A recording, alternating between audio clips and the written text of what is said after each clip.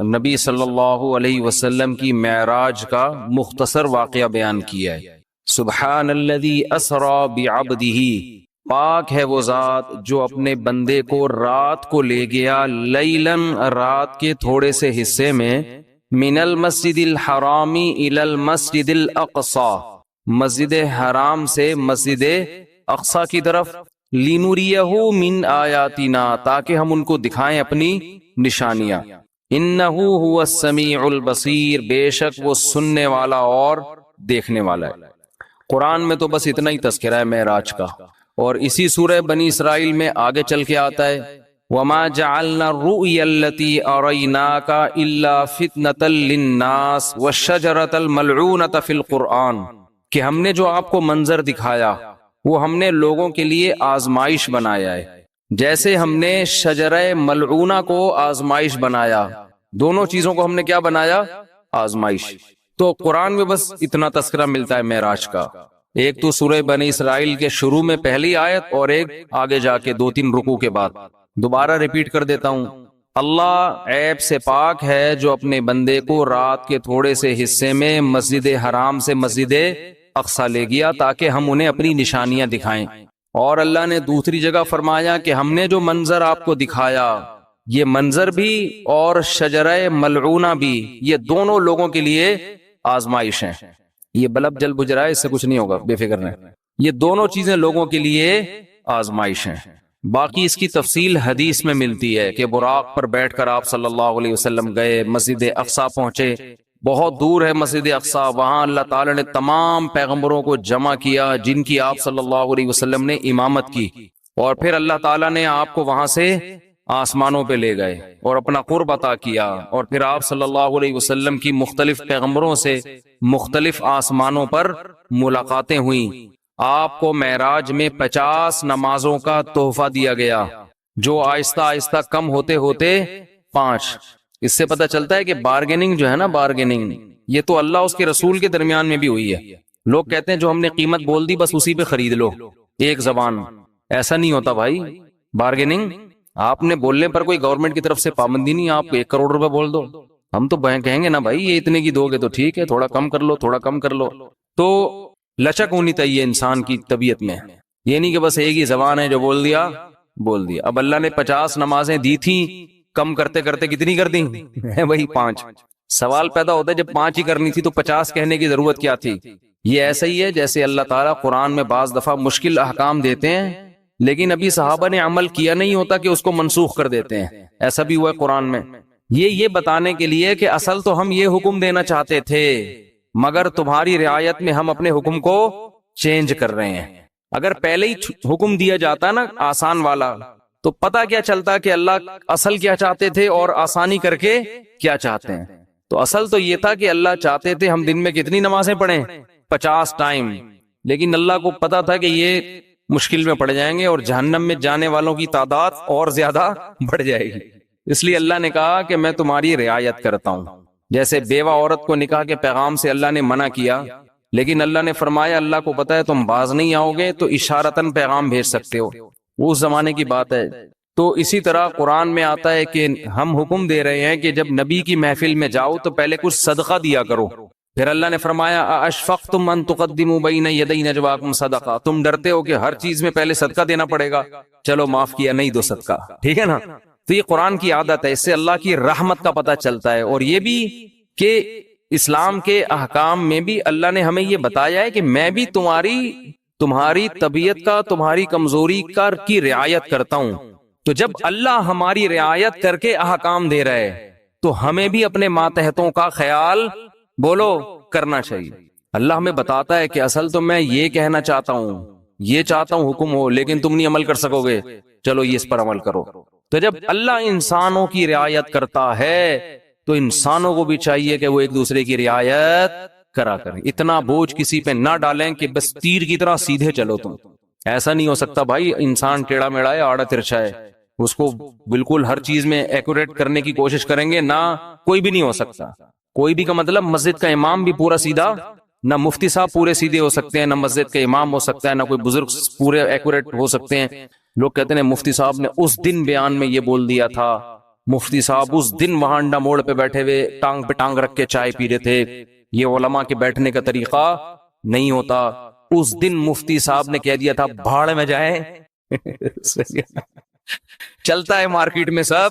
ہاں کچھ لوگ بیٹھے ہیں کیڑے نکالنے کے لیے. کچھ لوگ کیا ان کا کام ہی یہی ہے کہ اس کے کیڑے جمع کر کے ایک شاپر میں لا کے پوری کیڑوں کی دکان کھولی ہوئی ہے انہوں نے. وہ ان کا کام ہی یہی ہے کہ ایک دوسرے کی غلطیوں کو ہائی لائٹ کرنا. اور خود اتنے بڑے بڑے بلینڈر ان لوگوں سے ہوتے ہیں کہ اگر کوئی دوسرا ان کی غلطیاں جمع کرنا شروع کر دے تو الامان والحفیظ. تو لچک ہے بھائی, لچک. لوگوں کی رعایت کیا کرو. نمازیوں کی رعایت کا حکم ہے مسجد کے امام کو. اتنی لمبی نمازیں نہ شروع کر دو کہ لوگ کھڑے کھڑے تھک جائیں. حضرت معاذ تھے, حضرت جابر بن عبداللہ, انہوں نے اتنی لمبی عشاء کی نمازیں پڑھانا شروع کر دی, سورہ بقرہ پڑھتے تھے پوری اس میں نا. اب ایک صحابی تھے وہ کھڑے کھڑے تھک جاتے, وہ ایک دن نماز توڑ کے چلے گئے اور جا کے نبی صلی اللہ علیہ وسلم سے شکایت کی کہ یہ اتنی لمبی عشاء کی نماز پڑھاتے ہیں. اچھا جب وہ گئے نماز میں تو ان کو صحابی رسول نے کہا کہ تم منافق ہو گئے ہو. تم کیا ہو گئے ہو؟ کیونکہ نماز میں تم کیا کر رہے ہو؟ شارٹ نماز چاہیے. یہ تو منافق کا دل نماز میں نہیں لگتا. تو فتویٰ دیا کہ تم کیا ہو گئے ہو؟ منافق. انہوں نے جا کے نبی صلی اللہ علیہ, حضرت معاذ بن جبل تھے, انہوں نے جا کے نبی صلی اللہ علیہ وسلم کو بتایا کہ یا رسول اللہ اتنی لمبی نماز پڑھا رہے ہو, اوپر سے مجھے فتویٰ کیا دے رہے ہیں, تم منافق ہو.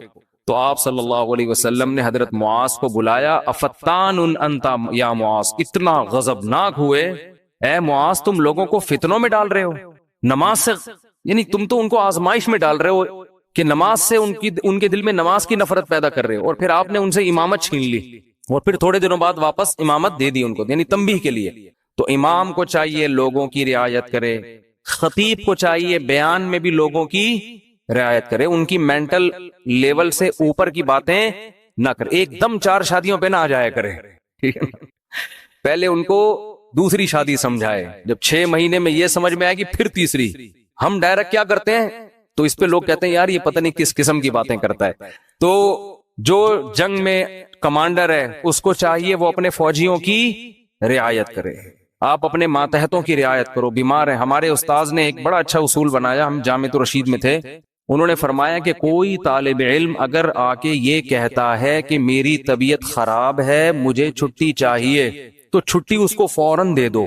یہ تحقیق بعد میں ہوتی رہے گی کہ طبیعت واقعتاً خراب بھی ہے یا نہیں ہے. وجہ اس کی ہے کہ امکان ہے کہ ٹوپی کر رہا ہو, امکان ہے اس بات کا کہ ہو سکتا ہے جھوٹ بول رہا ہو, لیکن اس کا بھی امکان ہے کہ ہو سکتا ہے سچ بول رہا ہو. اب آپ نے بدگمانی کر کے کہ یار لگ تو رانی ہے شکل سے کہ بیمار ہے, چھٹی نہیں دی اور وہ واقعتاً ہے کیا بیمار ہے, تو کتنی مصیبت میں آئے گا کہ نہیں آئے گا. تو وہ ہوتی رہے گی تحقیق, لیکن فوراً اس کو رخصت ملنی چاہیے کیونکہ اس کا خطرہ ہے کہ واقعتاً سچ کہہ رہا ہو. تو یہ بہت اہم پوائنٹ کی باتیں ہوتی ہیں, ہم لوگ ان چیزوں کا گھروں میں خیال نہیں کرتے. اپنے ماتحتوں کے ساتھ, ملازمین کے ساتھ, ہر ایک کے ساتھ جو ہے نا یہ خیال کرنا چاہیے کہ اس کی حیثیت سے زیادہ اس کے اوپر بوجھ نہ ڈالا جائے. خیر, اللہ تعالیٰ نے اپنے حبیب صلی اللہ علیہ وسلم کو رات میں بلایا, تو میں یہ عرض کر رہا تھا کہ حدیث میں تفصیل بہت زیادہ ملتی ہے کہ آپ آسمانوں پر گئے, یوسف علیہ السلام سے ملاقات ہوئی, موسیٰ علیہ السلام سے ملاقات ہوئی, عیسیٰ علیہ السلام سے ملاقات ہوئی, ابراہیم علیہ السلام سے, اور پھر اللہ نے آپ صلی اللہ علیہ وسلم کو نمازوں کا تحفہ عطا فرمایا. تو یہ بہت احادیث میں اس کی تفصیل ملتی ہے, اور یہ سارے کام رات کے تھوڑے سے حصے میں ہوئے. پہلے تو میں اس بات کے تھوڑے سے دلائل دوں گا کہ یہ خواب نہیں تھا, یہ جاگتی حالت میں آپ کے جسم اطہر کے ساتھ ایک معجزہ تھا. غامدی صاحب کہتے ہیں یہ کیا تھا؟ خواب تھا. تو اب ہم غامدی صاحب کے دلائل بھی پیش کر دیتے ہیں اور پھر قرآن و سنت کے دلائل بھی. غامدی صاحب نے کہا ہے کہ رؤیا جو ہے نا عربی میں خواب کو کہتے ہیں. رؤیا کسے کہتے ہیں؟ خواب کو. جیسے سورہ یوسف میں ہے نا, وہ کیا تھا, انی رأیت 11 کوکبا, یوسف علیہ السلام نے کہا میں نے 11 ستارے دیکھے سجدہ کر رہے ہیں. تو ان کے ابا نے کہا لا تقصص رؤیاک, اپنا یہ خواب کسی اور کو مت سنائیں. تو اس کو انہوں نے رؤیا سے تعبیر کیا ہے. کیا تعبیر کیا؟ رؤیا. تو یہی لفظ معراج کے بارے میں قرآن میں آتا ہے کہ اے نبی ہم نے آپ کے رؤیا کو, یہ جو رؤیا تھا نا اس کو ہم نے لوگوں کے لیے ایک آزمائش بنایا ہے. تو غامدی صاحب کہتے ہیں کہ رؤیا کسے کہتے ہیں؟ خواب کو, جیسے سورہ یوسف میں. اس کا جواب یہ ہے کہ رؤیا اصل میں خواب کو نہیں کہتے، رؤیا اصل میں منظر کو کہتے ہیں، سین کو کہتے ہیں، اور خواب میں بھی ایک منظر نظر آتا ہے، اس لیے خواب پر بھی اس کا اطلاق کر دیا جاتا ہے، ورنہ اصل رؤیا کا معنی منظر، سین، کوئی بھی چیز آپ دیکھیں، چاہے جاگتی حالت میں یا خواب میں، کیونکہ رؤیا کا لفظ نکلا ہے رؤیت سے، رؤیت دیکھنے کو کہتے ہیں۔ آپ نے دیکھا نہیں رؤیت ہلال، تو کیا یہ خواب میں دیکھا جا رہا ہوتا ہے ہلال کمیٹی ہے بھائی؟ جب جاگتی حالت میں دیکھ کے اتنے اختلاف ہو رہے ہیں تو خواب میں دیکھ کے پتہ نہیں کیا ہو جائے گا، 6 عیدیں ہوں گی پھر تو یہ جاگتی حالت میں ان آنکھوں کے ساتھ رؤیت ہلال کمیٹی نہیں ہے، رؤیت انی ارا ما لا ترون انی اخاف اللہ۔ قرآن میں جہاں بھی رآ یرآ کا لفظ آیا ہے دیکھنے کے معنی میں، تو رؤیا وہ چیز جو دیکھی جائے، اب یہ خواب میں بھی ہو سکتی ہے اور جاگتی حالت میں بھی، اس لیے اس کا اصل معنی ہوتا ہے منظر، لیکن اس کا اطلاق خواب پر بھی ہوتا ہے، کیونکہ خواب میں بھی ایک سین نظر آتا ہے، آپ کو پورا ایک منظر ہوتا ہے۔ تو اب ہم دیکھتے ہیں کہ قرآن میں جو نبی کے لیے معراج کے لیے رؤیا کا لفظ استعمال ہوا ہے وہ خواب کے معنی میں ہے یا منظر کے معنی میں، دونوں احتمال اس میں ہیں، تو ہم قرآن ہی سے فیصلہ کروا لیتے ہیں کہ وہ حقیقت تھی یا بولو خواب تھا۔ قرآن میں 2 واضح قرینے، اگر ہم حدیث کو ہٹا دیں، حدیث سے تو پتہ چلتا ہے کہ یہ خواب نہیں تھا، حدیث سے تو صاف کہ براق پہ بیٹھ کے آپ جا رہے ہیں، خواب میں ان تکلفات کی کیا ضرورت ہے؟ خواب میں آپ امریکہ جاؤ ایسے ہی پہنچ جاتے ہو بغیر جہاز کے بھی۔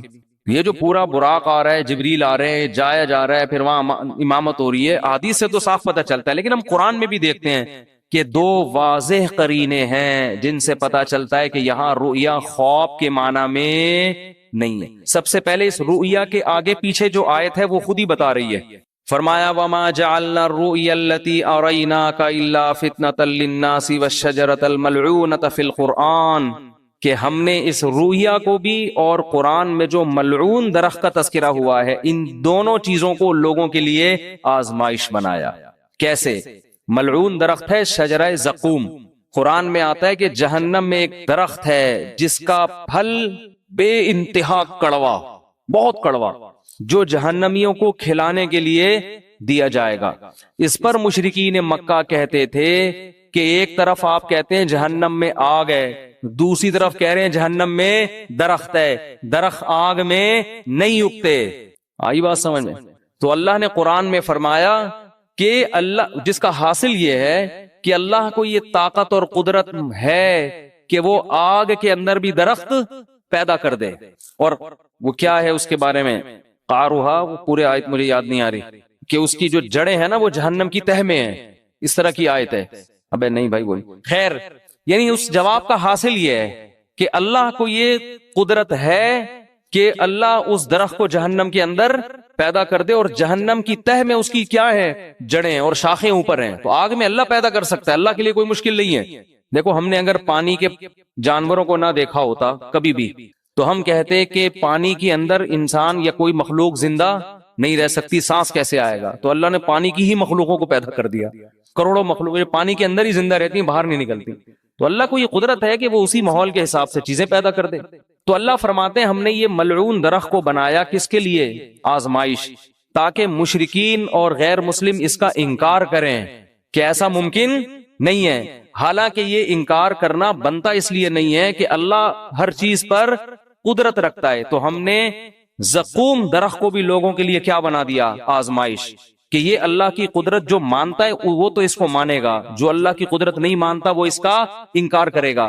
تو اسی کے ساتھ اللہ نے نبی کی معراج کا بھی تذکرہ کیا کہ ہم نے نبی کو جو منظر دکھایا اس کو بھی لوگوں کے لیے کیا بنایا؟ آزمائش۔ کیا مطلب؟ جو اللہ کی قدرت کو مانے گا وہ تو مانے گا اس واقعے کو، جو کہتے ہیں اللہ ایسا نہیں کر سکتا وہ اس واقعے کا انکار کر دے گا۔ خواب اگر یہ ہوتا تو خواب کو ماننا کوئی اچھمبے کی بات نہیں ہے، یہ فتنہ تھوڑی بنتا۔ نبی کہتے مجھے خواب آیا ہے، یہ ہوا ہے، تو ابو جہل بھی کہتے تھا بھائی خواب تو کسی کو بھی کچھ بولو نا بھائی آ سکتا ہے، خواب میں تو آپ کہیں بھی جا سکتے ہیں، کوئی بھی انکار نہ کرتا۔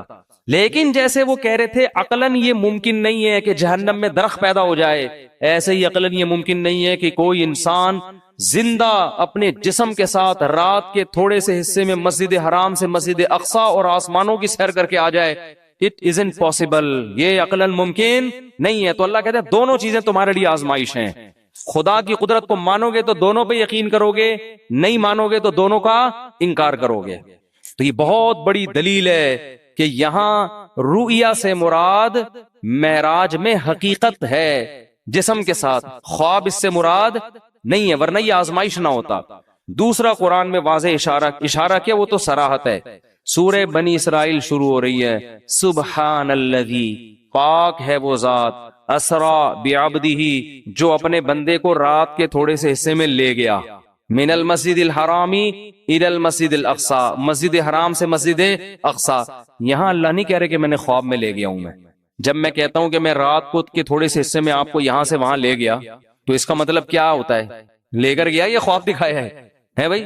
آپ کہہ رہے ہو کہ بھائی دیکھو میں تمہیں اپنے ساتھ ملیشیا لے کر گیا تھا اور میں نے تمہیں وہاں گھمایا اور پھرایا، پھر میں تمہیں وہاں، تم دبئی کی سیر، اب کوئی آدمی کی نئی نئی شادی ہوئی ہے، فرض کر لو، بیگم کو ہنی مون کے لیے مری لے کر گیا، بعد میں پھڈا ہو گیا، بیگم کو کہہ رہے دیکھو میں تمہیں اپنے ساتھ اس دن مری لے کر گیا تھا، پھر میں تمہیں نتھیا گلی کی میں نے تمہیں سیر کرائی، پھر میں وہاں سے ہم نے ٹن مارا ادھر کی طرف، ہم مڑے سوات مردان کی معلم جبا ہے کیا ہے، بہرحال جو بھی ہے، وہاں سے ٹن مار کے اسلام آباد سے ہم اگلی فلائٹ سے واپس آئے۔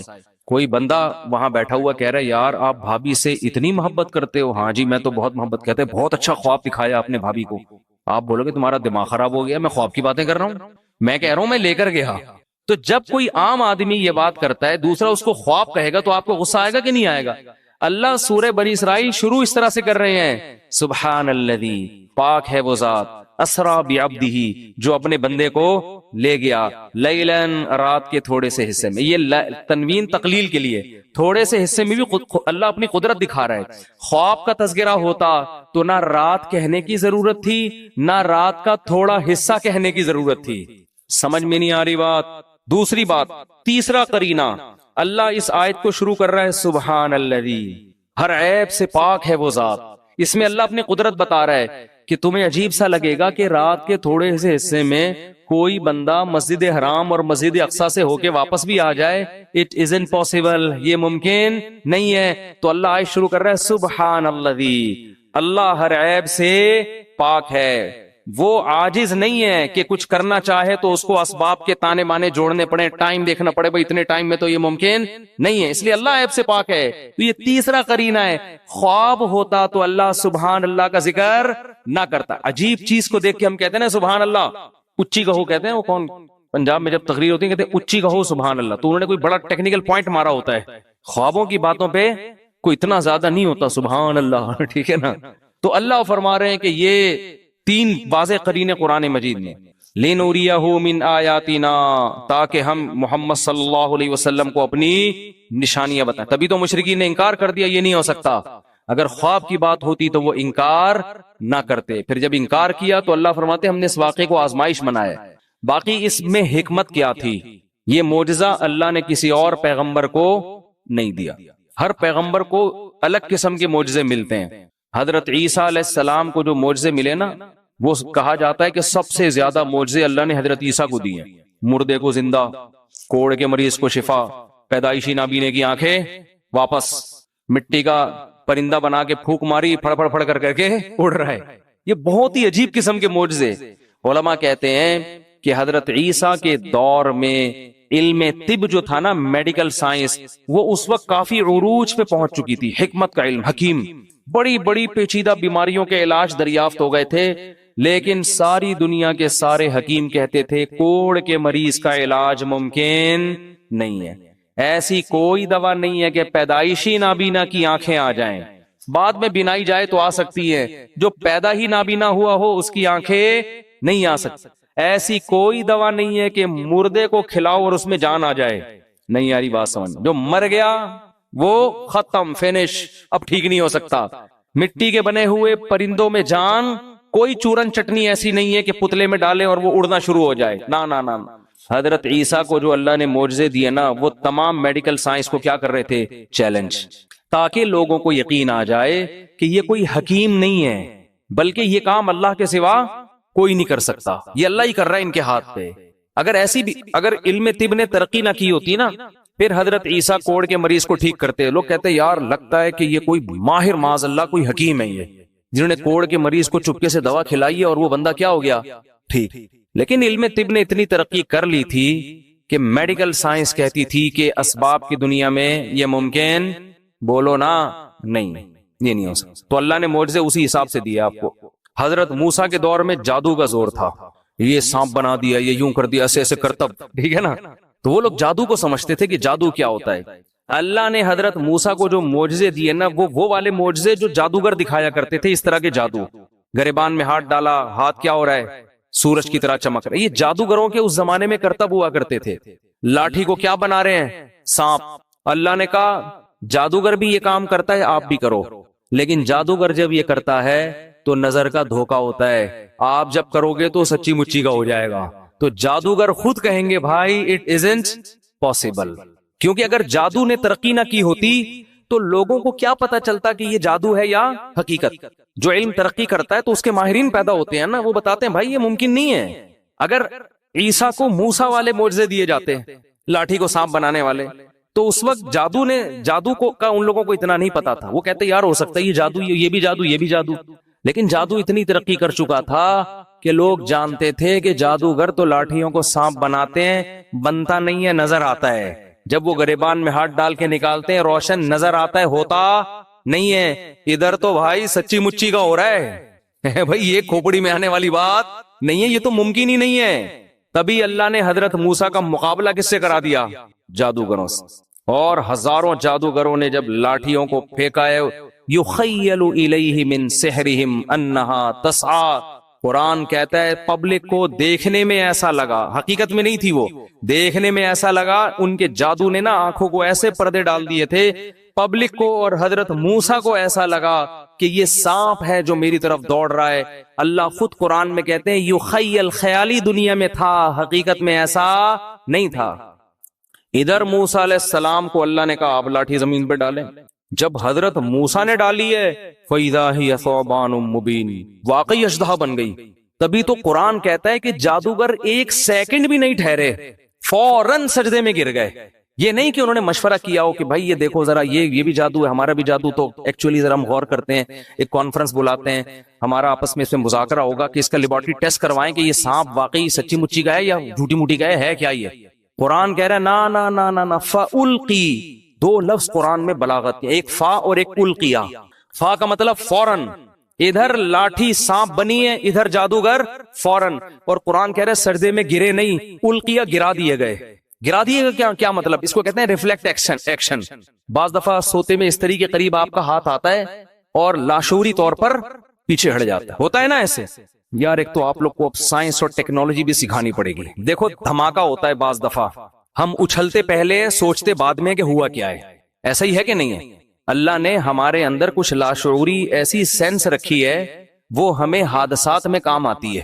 کیونکہ حادثے جب ہو رہا ہو تو پہلے سوچ کے پھر آپ عمل کرو تو ٹائم بولو نکل چکا ہوتا ہے. بعض دفعہ ٹائم کیا ہو چکا ہو. دیکھو ایک کتا آپ کے پیچھے آ رہا ہے تو آپ سوچتے ہو، پہلے تو یہ سوچتے ہو میرے ہی پیچھے آ رہا ہے، کسی اور کے پیچھے تو نہیں جا رہا. سوچنے کا ٹائم ملتا ہے نا آپ کو، کیونکہ جیسے کتا بھاگ سکتا ہے آپ بھی بھاگ سکتے ہو. آپ سوچتے ہو، پھر آپ غور کرتے ہو نہیں یار یہ میری طرف ہی آ رہا ہے، کتنی اسپیڈ سے آ رہا ہے، اسپیڈ چیک کرتے ہو آپ اس کی.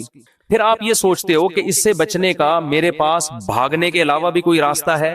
اگر بھاگنے کے علاوہ راستہ ہے تو مجھے تگڑ تگڑ بھاگنے کی کیا ضرورت ہے. تو آپ کا دماغ کام کرتا ہے، آپ پتھر اٹھا لیتے ہو کہ یار پتھر سے ماروں گا بھاگ جائے گا، تو مجھے بھاگنے کی ٹینشن لینے کی ضرورت نہیں ہے. آپ پتھر اٹھاتے ہو، کتے کو اس طرح کرتے ہو. کتا اگر ڈر کے رک گیا تو آپ کہتے ہو بہت زبردست کام ہو گیا. کتا اگر کتے پنے پہ آیا ہوا ہے وہ پھر بھی نہیں رک رہا، پھر آپ آخری حربے کے طور پر تگڑ تگڑ بھاگنا شروع کرتے ہو اور بالآخر آپ کی جان بچ جاتی ہے. یہ سوچنے کا ٹائم ملتا ہے آپ کو. لیکن کچھ اتفاقی حادثے ایسے ہوتے ہیں کہ ان میں اگر سوچ کے کام کرو گے تو جیسے وہی ہے نا، اکثر سناتا ہوں میں، ایک بیچارہ شیشے کے برتن بورے میں بھر کے بیچ رہا تھا. ایک عادت ہوتی ہے نا بعض لوگوں کی، تو ایک سیٹھ صاحب کی عادت تھی ہر چیز کو ٹھوکر مار کے پوچھتے تھے اس میں کیا ہے. تو وہ شیشے کا برتن اس بیچنے والے نے اس سیٹھ صاحب کے سامنے رکھا. سیٹھ صاحب کو پتا نہیں تھا اس میں شیشے کے برتن ہے. سیٹھ صاحب نے بوری پہ پاؤں مارا، بولا اس میں کیا ہے؟ اس نے کہا ہے نہیں، تھا اب نہیں ہے. تو یہ کچھ ایسی چیزیں ہوتی ہیں جن میں سوچنے کا ٹائم، بھائی اس میں ٹھوکر مار کے پوچھو گے تو اب نہیں ہے، پوچھ کے ٹھوکر مار دے آپ.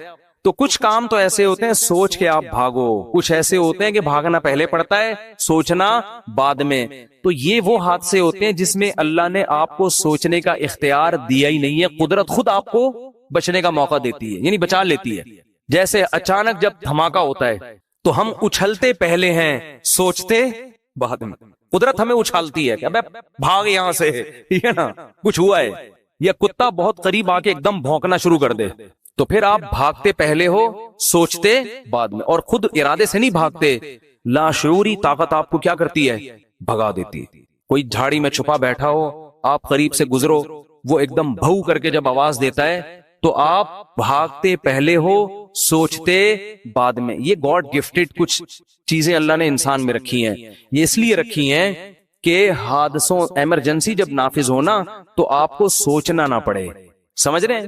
پہلے کام ہو جائے پھر بعد میں سوچتے رہو. ابھی تو قدرت چاہ رہی ہے اس جگہ سے آپ ہٹ جاؤ ورنہ مر جاؤ گے آپ. بالکل یہی کام جادوگروں سے ہوا ہے. قرآن کہتا ہے کہ جب انہوں نے رسیوں کو، جب موسیٰ نے لاٹھی کو پھینکا اور وہ سانپ بنی ہے تو جادوگر سوچ کے سجدے میں نہیں گرے پہلے ہیں، سوچا بعد میں. کیوں گرے پہلے؟ ان کے لاشعور میں یہ بات بیٹھ گئی، بھائی یہ تو پیغمبر ہے، یہ تو پاسبل ہی نہیں ہے کہ لاٹھی سانپ بن جاؤ. بھائی پہلے سجدہ کرو، بعد میں سوچتے رہیں گے کہ یہ سجدہ صحیح کیا یا غلط کیا. نہیں آ رہی بات. یہ قرآن کی بلاغت ہے. جب موسیٰ نے لاٹھی کو پھینکا ہے، قرآن کہہ رہا ہے فَأُلْقِي، جادوگروں کو لاشعوری طاقت نے سجدے میں گرا دیا. یہ لاشعوری طاقت کون تھی؟ یہ وہی جو ہمیں دھماکوں کے وقت ہوشیار کر دیتی ہے، ہم ہل جاتے ہیں اچانک. تو جادوگروں نے جب یہ منظر دیکھا نا کہ بھئی یہ لاٹھی تو حقیقت میں سانپ بن گئی، یہ تو عملاً ممکن ہے ہی نہیں، یہ تو اللہ کا پیغمبر ہے، یہ اللہ ہی کر سکتا ہے، یہ جادو نہیں ہے. اتنا انسپائر ہوئے کہ قرآن کہہ رہے کہ بغیر سوچے سمجھے سجدے میں گر گئے اور بغیر سوچے سمجھے کہنے لگے آمنا برب العالمین رب موسیٰ و ہارون، ہم رب العالمین جو موسیٰ اور ہارون کا رب ہے اس پر ایمان لے آئے. اب اس کے بعد سوچ رہے ہیں کہ ہمارا فیصلہ صحیح تھا یا غلط، یعنی اس کے انجام کیا ہے. تو سوچنے کے بعد ان کو یقین ہو گیا کہ ہم نے فیصلہ کیا کیا ہے، صحیح. اب فرعون دھمکیاں دے رہا ہے کہ تمہاری نورا کشتی تھی اور میں تمہارے ہاتھ پاؤں کاٹ کے لٹکا دوں گا. انہوں نے کہا لن نؤثرک علی ما جاءنا من البینات، اے فرعون موسیٰ کے برحق ہونے کے جو ہم نے دلائل دیکھ لی ہیں نا، اب ہم تیری بات پر یقین نہیں کریں گے. فقضی ما انت قاض، تو ہاتھ پاؤں کاٹنے کی بات کرتا ہے، جو تیرے بس میں ہے وہ کر لے. چند سیکنڈ کا ایمان ہے مگر کتنا پاورفل. اور فرعون کو کب سے دعوت دی جا رہی ہے، کم وقت کی سمجھ میں بات نہیں آ رہی. ان کو یقین ہو گیا کیونکہ ابھی تک نشانی نہیں دیکھی تھی نا. چند سیکنڈ کا ایمان ہے اتنا تگڑا. اور پھر فرعون کو کیا کہہ رہے ہیں، انما تقضی هذه الحیات الدنیا، تو جتنی سزا دے گا اسے دنیا میں دے گا نا، تو اس دنیا میں زیادہ زیادہ کیا کر لے گا، آگ میں ڈال دے گا، قتلے بنا دے گا، جیل میں ڈال دے گا، عمر قید کی سزا دے دے گا. تو 25-30 سال کے بعد مرمر آگے کیا ہو جائیں گے، ختم. اور آگے کہنے لگے ہم جو رب پر ایمان لائے ہیں نا، رب پر، اس پر جو ہمیں رب دے گا، واللہ خیر و ابقا، گاڈ کا جو انعام ہے وہ تجھ سے زیادہ اچھا بھی ہے اور ہمیشہ باقی رہنے والا بھی. کوانٹٹی کے اعتبار سے بھی اچھا، کوالٹی کے اعتبار سے بھی اچھا ہے. تو بارگیننگ ہو رہی ہے، ٹھیک ہے نا. تو اگر رب سے زیادہ دے سکتا ہے تو بات کر، ظاہر ہے وہ تو دے نہیں سکتا. فرعون نے ہاتھ پاؤں کاٹ کے لٹکا دیا. تو اللہ نے یہ بھی دکھا دیا کہ نورا کشتی نہیں ہے، کیونکہ نورا کشتی میں دونوں کے مفاد ہوتے ہیں، ایک قتل ہونے کے لیے تیار نہیں ہوتا. اتنی واضح نشانیاں فرعون کو اللہ نے دکھا دی کہ دیکھ جادوگروں نے گواہی بھی دے دی ہے اور اپنی قربانی سے یہ بھی ثابت کر دیا کہ یہ نورا کشتی نہیں ہے. لیکن فرعون کی کھوپڑی، کیونکہ دنیا کے نشے میں جب انسان آتا ہے نا، شہوت پرستی میں، جو آدمی زنا کے قریب جا رہا ہو نا، اسے 1000 سمجھاؤ آپ، 1000 دفعہ ہو کہ یہ حرام ہے، لیکن وہ پھر بھی کیا کرتا ہے، زنا میں مبتلا ہوتا ہے. تو یہ گناہ ہے ہی ایسی برباد چیز، انسان کو اندھا کر دیتی. خیر جلدی سے بات کو سمیٹتا ہوں. تو موسیٰ علیہ السلام کو اللہ نے جو معجزے دیے وہ کس حساب سے، جادوگروں کو سمجھ میں آ گیا. عیسیٰ علیہ السلام کو میڈیکل سائنس کے اعتبار. داؤد علیہ السلام کا دور تھا حکومت کا، بڑی بڑی جنگیں ہو رہی تھی اس وقت، لڑائیوں کا دور تھا.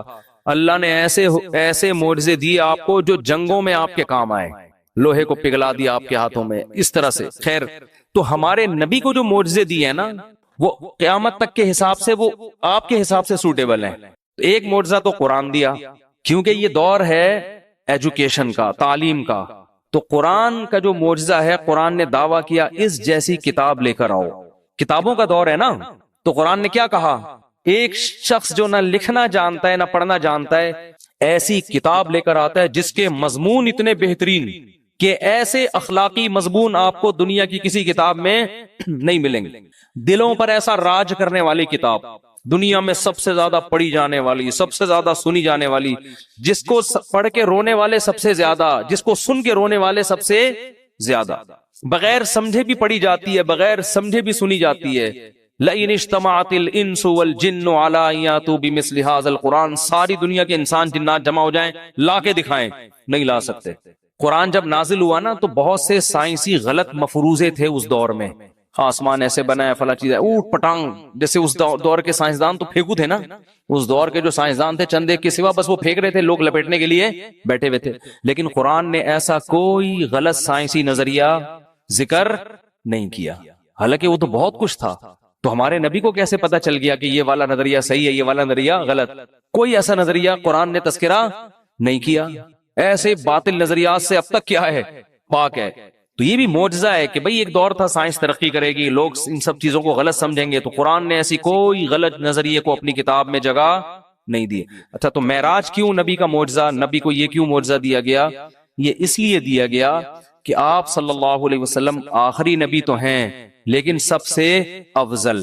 تو اللہ یہ چاہتے تھے کہ آپ کی افضلیت تمام پیغمبروں کے سامنے ظاہر کر دیں، جسمانی اعتبار سے بھی اور روحانی اعتبار سے بھی. تو جسمانی اعتبار سے تو اللہ آپ کو عرش کے قریب لے کر گئے ہیں بلندیوں پہ. روحانی اعتبار سے نماز سب سے اہم ترین عبادت ہے، تو اللہ نے تمام پیغمبروں کو آپ کا مقتدی بنایا، آپ کو امام بنا کے یہ بتا دیا کہ روحانی اعتبار سے بھی یہ آپ سب پر فضیلت رکھتے ہیں. زبانی بتا دینا کافی نہیں ہوتا، پریکٹیکل کروایا جاتا ہے. جس کے پیچھے انسان نماز پڑھتا ہے اس کا احترام کرتا ہے نا. کیا خیال ہے بھائی ہم ان کے پیچھے کیا پڑھتے ہیں؟ یہ اللہ کے دربار میں حاضری کے وقت ہمارے رہبر ہوتے ہیں. تو اللہ کے ہاں تو سب سے اہم چیز کیا ہے؟ نماز. تو اللہ نے کیا کیا؟ آدم علیہ السلام، موسیٰ علیہ السلام، یوسف علیہ السلام، داؤد علیہ السلام، زکریا علیہ السلام، عیسیٰ علیہ السلام، سارے پیغمبروں کو بولا چلو بیت المقدس میں صفے بنا کے کھڑے ہو جاؤ. سب کو اللہ نے بیت المقدس میں حاضر کیا. ادھر نبی صلی اللہ علیہ وسلم کو براق پہ بٹھا کے بیت المقدس لے جایا گیا، اور مصلی آپ کے لیے خالی تھا. تمام پیغمبر انتظار کر رہے ہیں، اور آپ صلی اللہ علیہ وسلم نے آ کے ان کو نماز میں ان کی امامت کی. اس میں یہ بھی حکمت کہ آج کے بعد سب سے افضل کون ہے؟ محمد صلی اللہ علیہ وسلم. سب کی موجودگی میں مصلی پہ کون کھڑا ہوگا؟ ابے بولنے میں کیا جا رہا ہے؟ نبی صلی اللہ علیہ وسلم. دوسری بات کہ اب تمام پیغمبروں کی شریعتیں کیا ہو گئی ہیں؟ منسوخ. کیونکہ سب نے نماز اخپل طریقے سے نہیں پڑھی ہے، اپنی اپنی شریعت کے مطابق. کس طرح سے پڑھی ہے؟ ظاہر ہے جیسے امام پڑھتا ہے ویسے ہی مقتدی پڑھتے ہیں نا. یہودیوں کی نماز الگ تھی، عیسائیوں کی الگ تھی، ان سے پہلے آسمانی مذاہب کی نمازیں الگ تھیں. اب جب نبی آ گئے تو نماز کیسے ہوگی؟ جیسے نبی پڑھائیں. کیا مطلب؟ نماز یہ ایک سائن ہے، علامت ہے شریعت کا، کیونکہ سب سے بڑا شعار ہے نا. تو اللہ نے بتا دیا نبی کے دنیا میں آنے کے بعد اب کوئی بھی دنیا میں آئے گا تو ان کے طریقے سے اسلام پہ چلنا ہے، اخپل طریقے سے اسلام پہ چلنے کی اجازت نہیں ہے. اسی وجہ سے جب حضرت عیسیٰ علیہ السلام قرب قیامت میں نازل ہوں گے تو اپنی شریعت کو فالو نہیں کریں گے، بلکہ محمد صلی اللہ علیہ وسلم کی شریعت کو فالو کریں گے. جب نازل ہوں گے نا دمشق کی مسجد میں، تو امام مہدی مصلی پہ کھڑے ہوں گے نماز پڑھانے کے لیے. تو حضرت عیسیٰ جب آسمانوں سے نیچے اتریں گے تو حضرت مہدی ان کے لیے مصلی خالی کریں گے کہ آپ نماز پڑھائیں. وہ کہیں گے نا نا نا نا، اس کام کے لیے اللہ نے اس امت کو منتخب کیا ہے. سمجھ میں؟ شریعت اس امت ہی کی، کیونکہ یہ آپ ہی، میں امامت کرنے کے لیے بولو نہیں. تمہارے امام پہلے سے نبی آپ صلی اللہ علیہ وسلم امام ہے، وہ ان کی امامت ابھی بھی ہے. پھر کیوں تشریف لائے بھائی آپ؟ سوال پیدا ہوتا ہے پھر آپ کیوں تشریف لائیں جب آپ نماز بھی نہیں پڑھا رہے ہیں؟ بھائی نماز اس امت کے پیچھے پڑھ رہے ہیں تو پھر آپ تشریف، سوال پیدا ہوتا ہے کہ نہیں ہوتا؟ کیوں لائے؟ تو وہ جواب میں کہیں گے کہ میں دنیا میں دین کی دعوت کو لے کر آیا تھا، میں نے ہزاروں درجنوں معجزے دکھائے، مجھ پر اہل کتاب ایمان لائے، اور یہودیوں نے مجھ سے دشمنی کر کے اپنے خیال کے مطابق مجھے قتل کرنے کی کوشش کی. اب یہودی میرا تو دشمن ہے، اور اسلام کا بھی سب سے بڑا دشمن کون ہے؟ یہودی، تو یہ ہم دونوں کا مشترک دشمن ہے. تو میں اب اس امت کی قیادت کروں گا یہودیوں سے قتال کرنے میں. سمجھ میں نہیں آ رہی تو جیسے چل رہے ہیں ویسے ہی چلتے رہے. میں جب سبق پڑھاتا ہوں طلبہ کو، طلبہ سے کہتا ہوں سمجھ میں آ رہی؟ وہ کہہ رہے نہیں. میں کہہ رہا ہوں باقی دنیا میں ساری باتیں سمجھ میں آ گئی ہیں آپ لوگوں کو؟ کہتے ہیں نہیں ہے. تو چلو ایک اور صحیح، ایک اور بات سمجھ، کیونکہ ہم 3 دفعہ سمجھائیں گے، اس کے بعد ہمارے پاس کھوپڑی نہیں ہے کہ سارے دن ایک ہی چیز سمجھاتے رہیں، ٹھیک ہے نا. تو میرا اسٹائل ہے پڑھانے کا. سبق طلبہ سے کہتا ہوں 1 دفعہ سمجھا دیا، 2 دفعہ پھر بھی نہیں سمجھ میں آیا، تو میں ان سے کہتا ہوں باقی ساری چیزیں سمجھ میں آ گئی ہیں؟ یعنی ساری چیز سمجھ میں نہیں آئی. چلو ایک اور چیز ایسی ہے جو سمجھ میں نہیں آئی. جب باقی چیزیں سمجھ میں نہ آنے سے کچھ نہیں ہو رہا، لائف آپ کی نیچرل بڑے آرام سے گزر رہی ہے، تو ایک اور چیز بھی اسی میں شامل کر لو. تو خام ہمیں ایک ہی چیز کو سمجھا کے دماغ خراب نہیں کرنا چاہیے. بھی کل کسی نے مضمون بھیجا 4 شادیوں کے خلاف، تو میں نے پڑھا، اس نے دلائل دیا، میں نے کہا اس کو اپنے پاس رکھ لو. اب ہمارے پاس فالتو کھوپڑی نہیں ہے، ان باتوں کے 100 دفعہ جواب دے چکے ہیں، پھر وہی کھوپڑی وہی گھما رہے وہی. میں نے کہا یہ سمجھنے والے لوگ نہیں ہے. خیر 4 شادیاں پتہ نہیں کہاں سے آ گئیں. جلدی سے بات کو سمیٹ کے ختم کرتا ہوں. تو ایک حکمت کیا تھی؟ جسمانی معراج اور روحانی معراج. یہ بتانا کہ اب سب سے افضل کون ہے، یعنی عملاً اس کو کر کے دکھانا. صرف بتانا کافی نہیں ہے، پریکٹیکل کر کے دکھایا کہ سب سے افضل کون ہے. اب دیکھو حضرت موسیٰ علیہ السلام اگر کہیں کہ میں سب سے افضل ہوں، تو پھر ان کے امتی کہیں گے پھر معراج کی رات میں مصلی پہ آپ کیوں نہیں آئے؟ اگر یوسف علیہ السلام کہیں میں سب سے افضل ہوں، تو سوال پیدا ہوتا ہے پھر معراج کی رات میں نماز آپ نے کیوں نہیں پڑھائی؟ تو اللہ نے ایک عمل سے ثابت کر دیا. حدیث میں آتا ہے لو کان موسیٰ حیا لما وسعہ الا اتباعی، اگر موسیٰ کلیم اللہ جو بار بار کوہ طور پہ جایا کرتے تھے، جن کا ذکر اللہ نے قرآن میں سب سے زیادہ کیا، جن کو سرگوشیوں کے لیے اپنے قریب کیا، جن کو پوری کتاب ایک ہی دفعہ میں پکڑا دی گئی، لیکن نبی نے فرمایا ان تمام فضائل کے باوجود اگر موسیٰ زندہ ہوں، اگر اس وقت موسیٰ زندہ ہوتے، لما وسعہ الا اتباعی، تو میری اتباع کیے بغیر ان کی نجات ممکن نہیں تھی. وہ فالو اسلام ہی کو کریں گے. اسی وجہ سے علماء کہتے ہیں حضرت عیسیٰ علیہ السلام آئیں گے نا تو ہمارے ہی شریعت کو فالو کریں گے. تو یہ بھی ایک حکمت تھی معراج میں. اور بہت ساری چیزیں تھی. اللہ نے آپ کو اپنی آنکھوں سے جنت اور جہنم کے مناظر دکھائے ہیں معراج کی رات. اچھا ایک حکمت یہ بھی تھی کہ بیت المقدس کی فضیلت پہ مہر ثبت ہو جائے. اگر ہمارے نبی بیت المقدس نہ جاتے تو ہمارے نظر میں قبلہ اول کی زیادہ ویلیو نہ ہوتی. ہم کہتے وہ تو عیسائیوں کا قبلہ تھا، یہودیوں کا قبلہ تھا، پیغمبروں کا قبلہ تھا، ہمارے نبی تو وہاں کبھی گئے بھی نہیں، نماز بھی نہیں پڑھی. تو اللہ نے عملاً آپ کو وہاں لے جا کے نماز پڑھوائی ہے.